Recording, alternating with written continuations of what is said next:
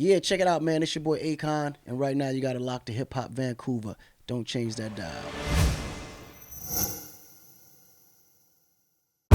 You're tuned into Hip Hop Vancouver. I'm your host, John Zee, and today I'm joined by a legend in the flesh. Ladies and gentlemen, Akon is in the building. What's up, Akon? What's up, buddy? Yes. So thanks for lacing me up with, we've got the Konvict Kartel hat on deck here. No doubt, We're all no looking doubt. very nice, very fresh, very in unison. I'm appreciating it. So right off the jump, Akon, I got to know, do you still own a pair of Tigers? Is that still a part of your life right now? Do you still own a pair of Tigers? No, unfortunately, I'm too busy to show them some attention. Okay. Tigers, if you don't show them no attention and you come home after 6 months, you start looking like food. I can imagine it's high maintenance, for sure. I was kind of curious, as a Tiger owner, do you hang out with other Tiger owners? Well, actually, Tyson is a good friend of mine. That's where I was going. I remember one time helping Tyrese Gibson get one little cub, so, yeah, we kind of have that one thing in common. Yeah. That's real rich. I like that. That's real rich. It's not really that expensive, actually. It just, creative minds just think alike. Yeah. A pet is a pet, Yeah. So it's just a matter of how many people actually want to own one. Right. You know what I mean? Yeah. Great. Well, listen, one of the first times I heard you, I remember it was on the Fugees Fuji La remix. Mm-hmm. And tell us about that recording session that day. And do you still keep in touch with members of the Fugees? Oh, yeah, absolutely. Like, I just spoke to Clef. Clef, that's like my original family. Okay. The refugee camp is where I came from. So ultimately, of course, as time goes, you all kind of outgrow each other. Things happen. You move in different directions. But as far as the friendship and the brotherhood, it's always been there. Okay. Yeah. Okay, good. And it's been many years since then, obviously, and you've had many successes and many hits since then. But let's fast forward to where we're at right now. Mm-hmm. And you got the Konvict Kartel Mixtape, Volume 1. Yeah. So, talk about it. Oh man, that's the part that makes me excited. Breaking new acts, giving guys new opportunities, and being in a position to kind of help others get their careers going in a way I didn't really have. You know what I mean? So I see a lot of really successful artists that go out there and never really share the love or open up their platforms for others to be able to experience the same thing or even empower each other. But I'm totally opposite. I built my career off helping others build their careers. Okay. So I was just always that kind of person that just wanted to see good talent get a fair shot. And Konvict Kartel is kind of creating a new and improved convict music with today's generation artists, young, real thoughtful, and real creative guys that just really want to make it and really hungry, staying out of trouble, and with the right support. You know what I'm saying? Right. And speaking of which, introduce this man next to you right here. Talk about you got a new artist on your label. So this is Tre Carter. Tre Carter. He's been in development for the last 2.5 years, and now he's ready. I actually met him through Trish, who's my head of A&R, and she was like, "I'm telling you, Con," and as soon as I saw him, we clicked instantly. You know what I mean? And everywhere I go, walking through the malls and places, he get more attention than I do with that good hair. That hair is incredible. I'm not gonna lie. Good hair, man. Yeah.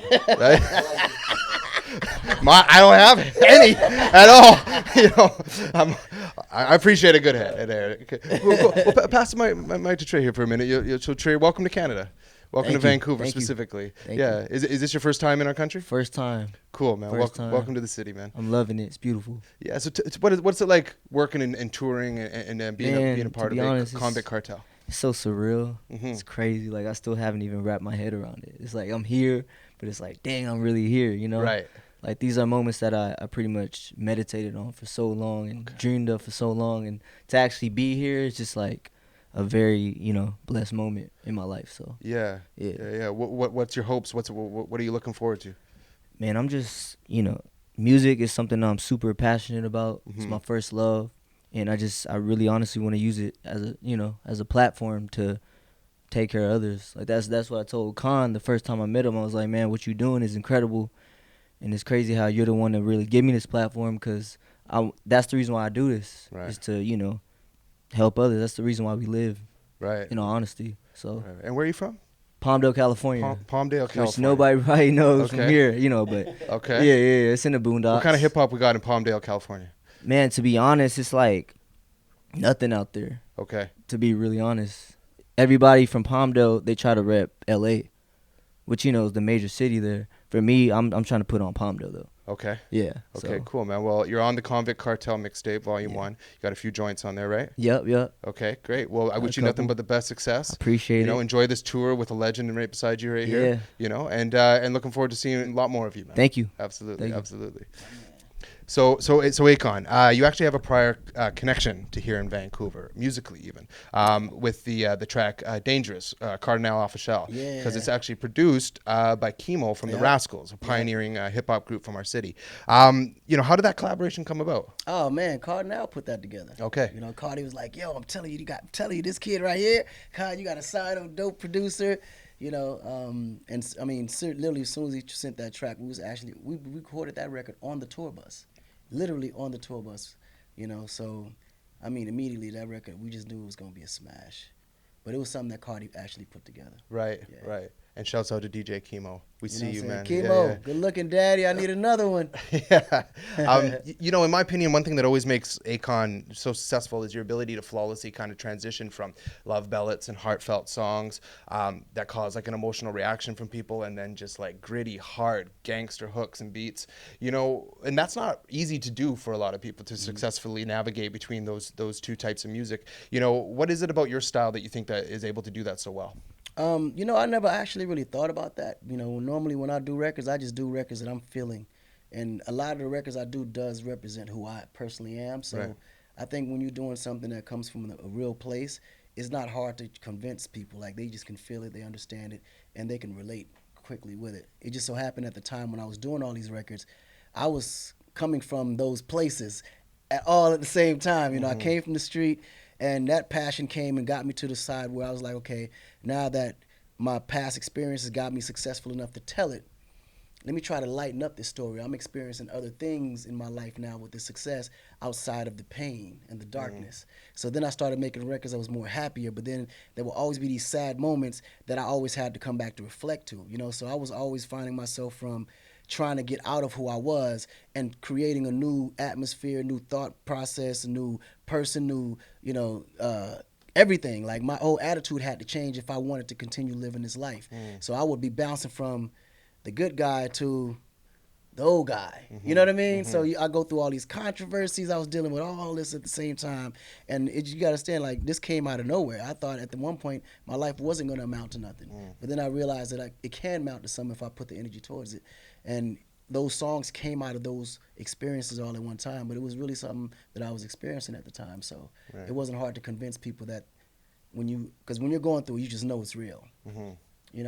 So, but it wasn't choreographed to the point where, okay, I'm gonna do a sad song, I'm gonna do a street record, I'm gonna do a love song.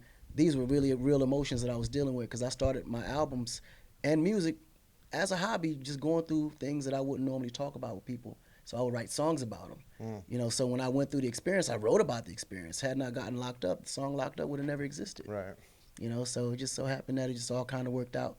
And moving into this new album, it's a more global album, bigger, more international, more like matters, like topics that matter in the world today, because now I'm traveling and dealing with so many different issues, political issues, humanitarian issues, and dealing with people that actually are, may even be looked at as outcasts in life in general, because they're going through all kind of, issues with their governments, or they feel like the people that they quite put in office and working for them. And it's so many things happening in his life. But me, I'm more on an international, like just world of understanding where I come from.